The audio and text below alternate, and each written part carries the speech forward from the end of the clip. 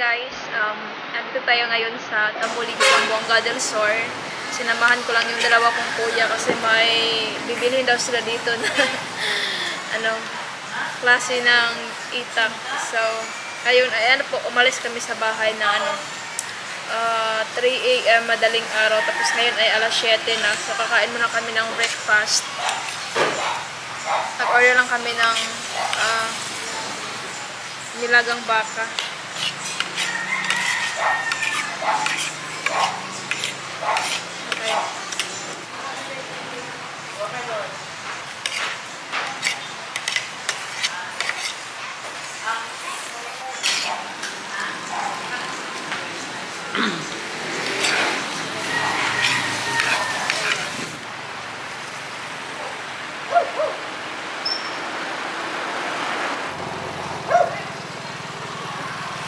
Bumili ng haluan sina Kuya Rimar guys. Patingin nga ya. Patingin naghihikot na. Hikot? Makita. Hikot lagi. Ayan dapat nagpat mag styrofoam. Bumili na lang kami ng styrofoam para malagyan ng isda. Pwede naman tagod to balde ya. Kabuhi pa man ng isda Buwas sa PC ani. Anak sige. Buslot pag yan. Malasa.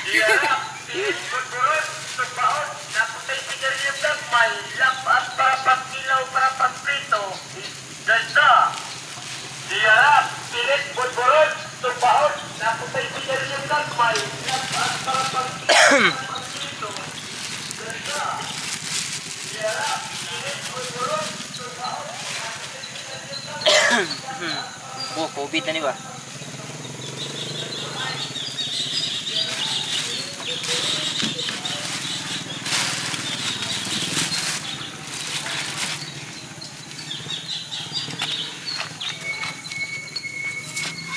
Ito yung haluan na nabili po nila Kuya Wawang, tag 180 per kilo. Tapos sobrang fresh, buhay pa po yung isda.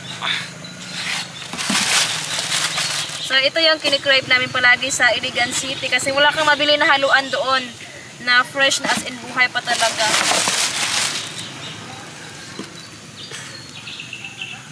Ala, wak.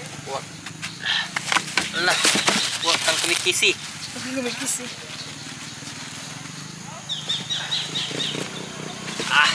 Amo nagpalit ka na. Merkado te. Ano pa yan? Ito niya. Dito na sa Iligan te. Happy Trinity ba? Oh? Wala na dito. Wala na dito. Hindi ka na mamatay ito ba Palit tulong? na lang mo box. Dugay ka na pati ng haluan eh. Pangginhawa ka na ya? Hawa na siya eh. Saan yun si Ale no? Partahan ang gaday. Diliti oy buyag. Ayahay ron ta. Tama tayo mananabangan ito. So ayan guys, andito tayo ngayon sa Kalulo, Tambulig, kung saan ako lumaki. Dito po na barangay sa Kalulo, Tambulig po yan. Ito ay siya? Pakilid ba? Pero sa amin noon ay doon pa sa ibabaw konti. Sobrang lamig dito, lalo na pag umaga kasi yung tubig po ay napakalamig po ng tubig dito. So dadaan lang kami dito guys kasi napadaan lang talaga. Bumili lang ng itak tapos yung isda. Manguha pa sana kami ng ng labong. Kaso andun sa bukid, kami sa oras. Kasi uuwi pa tayo ng Iligan City ngayon. Tapos yung isda, bukas natin yan lulutuin. So, bye-bye!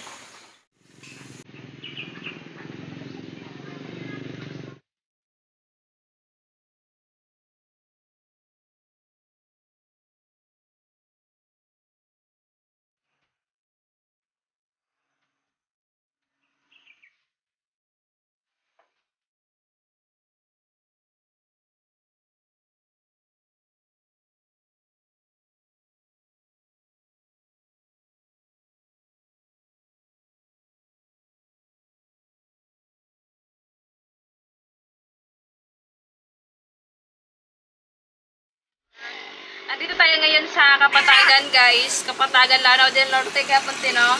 So, namimili po kami ng mga itak, kutsilyo.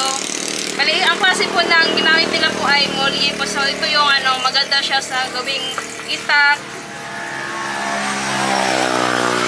Hindi siya madaling masisira, guys. Yan. May ano na siya sa kuban. Baliktad. Baliktad ito. Sa pailain niya. Tagpila ni Tep. Kana ko 750. Ah, 750. Karang kang mais 550. Napot tayo 550. Ito naman ay ano siya, panglinis po ng saging. Tagpila ni siya, te? 250. Kini pala sa palakuan. Nakuro kayo taas kayo ni sa pag dito.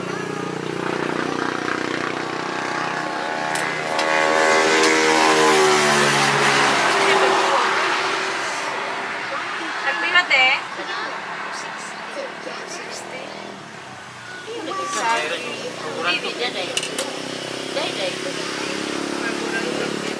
Ito naman yung in Bisaya is bairan. Ito po yung magandang klase po ng bairan, guys. Carborundum. 200. Meron din silang atsam.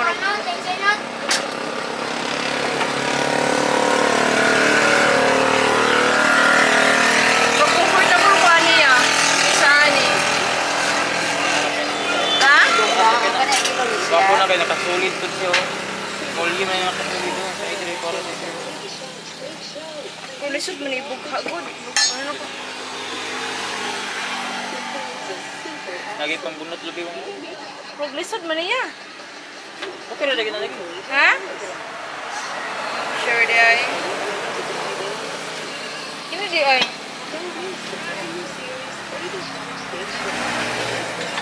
Pila na siya, te? Kana 550. Ahahaha. 500 lang na. Luon. Kana po 50. Kana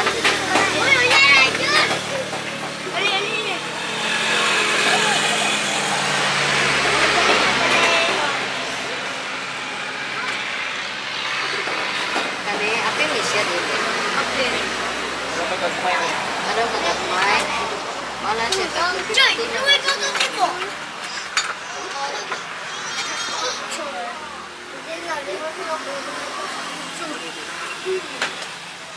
Mil uno. 30.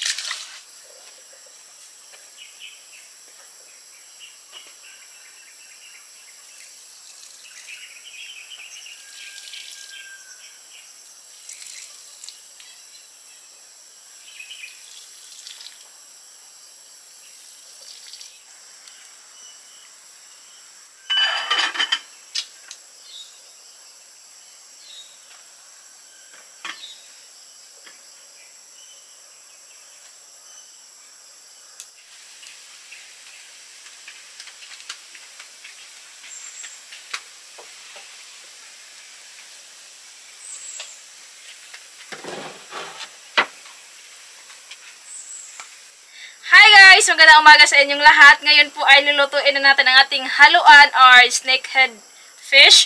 So ito po ay dalawa na lang kasi yung isa ay naluto na po namin. So ito ay pinalinisan ko lang to kay Kuya Wawang. Itong isa, wala na po itong kaliskis at saka yung innards nila. At itong isa ay meron pa siyang kaliskis kasi ang gagawin po natin dito ay ginataan po na haluan at ang isa po ay inihaw po na haluan. Ang unahin natin ay ang ating inihaw. So, ito siya. May mga kaliskis pa yan. Ayan po. Pero tinanggal na yung innards niya. Yan. Sobrang laki. I think ano to parang 1 kilo or malapit mag 1 kilo. Yan. Ito ay tutusukin lang natin kasi wala kaming ihawa na screen.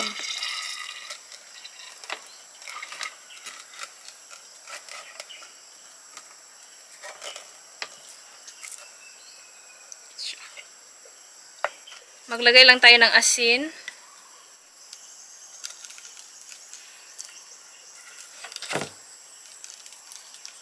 Hindi ko na siya hihiwaan. Ganito na lang.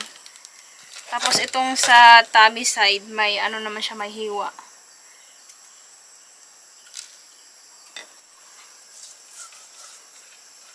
Itong ano guys, itong haluan ay paborito po namin na isda. Kasi ano siya, malaman. Tapos yung pinaka-the best po na luto ng haluan ay yung ginataan, pero gawin mo muna siyang paksiw, tapos gataan. Para mas malasa talaga yung haluan, tapos hindi siya malangsa. So si Kuya Wawang na yung pinarinis ko nito kasi mas mahusay siya mag-inis ng haluan eh. So ito na siya. Ating haluan ready for grilling.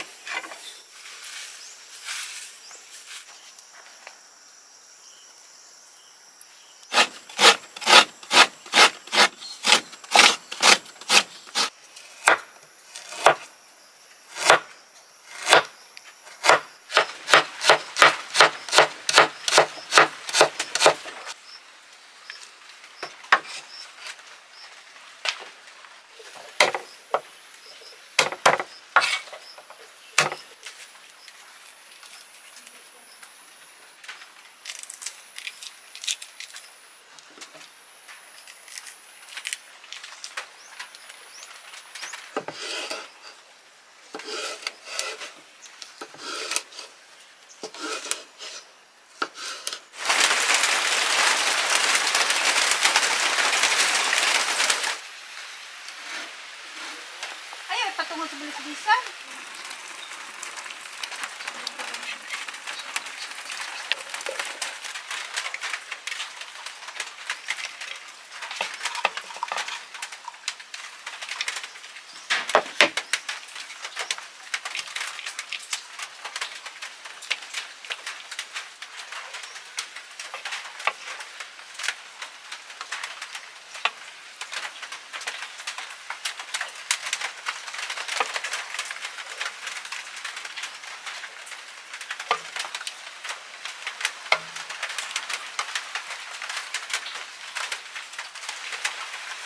Asin, seasonings, maglagay tayo ng konting seasonings.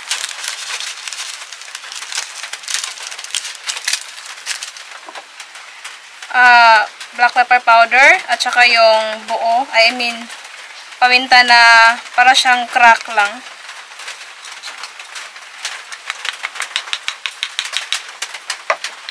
Tapos ilagay natin yung remaining spices.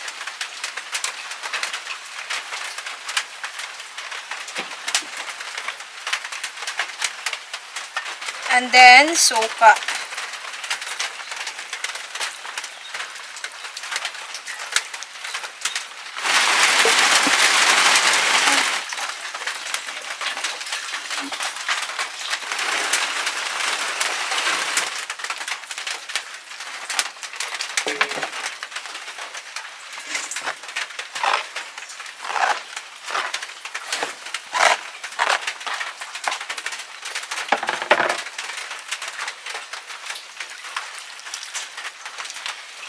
Gagawa lang tayo ng gata, so medyo dinamihan ko yung sabaw para dadami naman yung sabaw. Kasi pang ano lang to, isang beses lang natin to pipigaan tong ating niyog.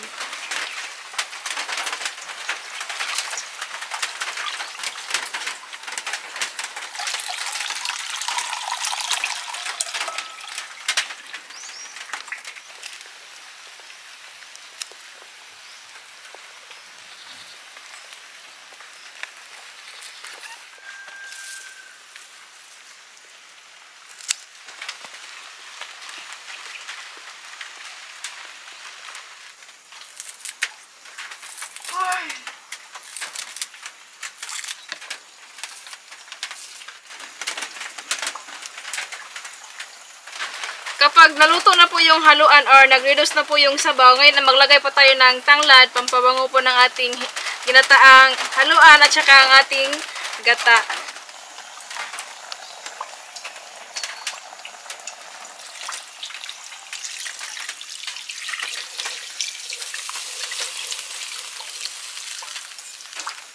Ilagay ko lang tong remaining na atsal at saka lahoy na sili. Ngayon ay hayaan lang natin tong kumulo ulit at maluto yung gata. So takpan lang natin to.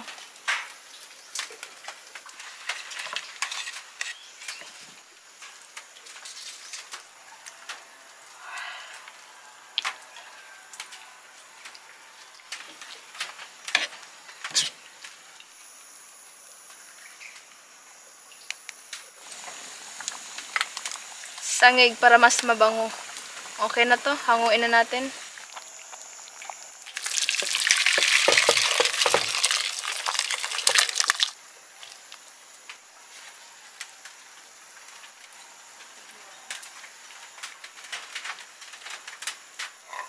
Lagyan natin ng sibuyas sa ibabaw. Kain tayo, guys! Lawas ako. Tapos, sabaw. Ayan, favorite ko to. No kayo. Hangin. Yan, pinirito dahil. Daghan naman ni sudan ma. Wow! Ha, pinirito na magbasa. Nasira naman eh. Ito ang ating haluan. Yum. Tapos ang lamas. Kaya hindi ko ang lamas.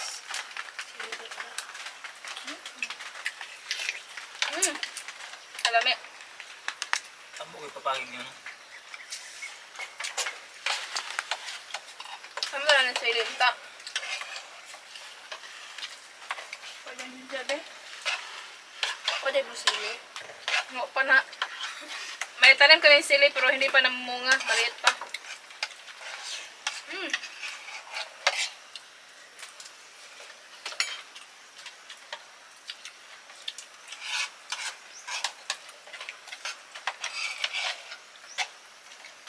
Mabis kuya mo. Gigulitan yung ulo.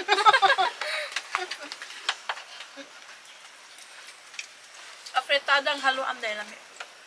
Apretada? Da. Lulaan ni mo master kaya to. Nakakaon good ang Egyptian. Bana ni Auntie Mary ba? Pwede yan mo. Bana ni Auntie Mary good foreigner na kuan ang kanon ug ang kuan sila kay putos man na sa murag lumpia wrapper tapos katong haluan abi na mo paon ba kay syempre kuan good. Si mama ang nagluto gyud putada napanilap sa kamot ay. Da. Ay, halang din. Oy, sili. Wala nang sulo Ang mo. sili po sa ngalaw, di magpito ka lang. Doon sa tabay ay, damay ko sinid ko. May na hoy. Bisaya? Da. Asa na Doon pi? sa tunaan. Tunaan pa jud. Magbabaw ba? Ang puyo? Familiar na ko yung ngaran, ma'am. Bukugon man to siya hait kay tulala kay siya tuno. Usually po, itong haluan ay makikita mo lang siya sa, ano, sa probinsya. Di ba kini nga kay lagko naman kanima kanang binuhi naman ni no? Binuhi. Tapos yung iba ay ano sa palayan, di ba ma? Sa palayan siya. Tapos depende yan sa pagkaluto ninyo. Kasi yung iba ginagawa tong ano paksiw lang or paksiw na adobo, Adobo ganun. style. O adobo style. Masarap din yun. Kaso yun yung niluto namin last time so hindi ko na pinakita ngayon. Tapos sinugba lahi po siya. Tusulod na mo kan, lamas lagi kanang panguntra sa lansa. Ingit ko diyan di oh. Kaya nga magdagan ako ha, bukog lubi ani. Yan mo, kaya din no. Dayukon ko nuto day. Dagko na kayo to eh. Kung gipalit na ko sa imong lulo. Mayon gani. Kuan tininti.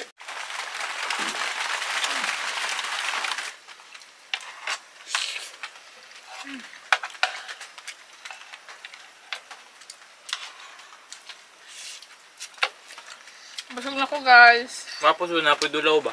Nadulo. Actually, pwede kayo mag-add ng dulaw. Kaso yung dulaw na tinalim namin is hindi pa siya pwede. Intulok ng kalbasa, ya? Taga na? Kaya kaya nagmubo na talan ba? Ako na ba nagkitaw ni Ana? Dagan, hindi kita no.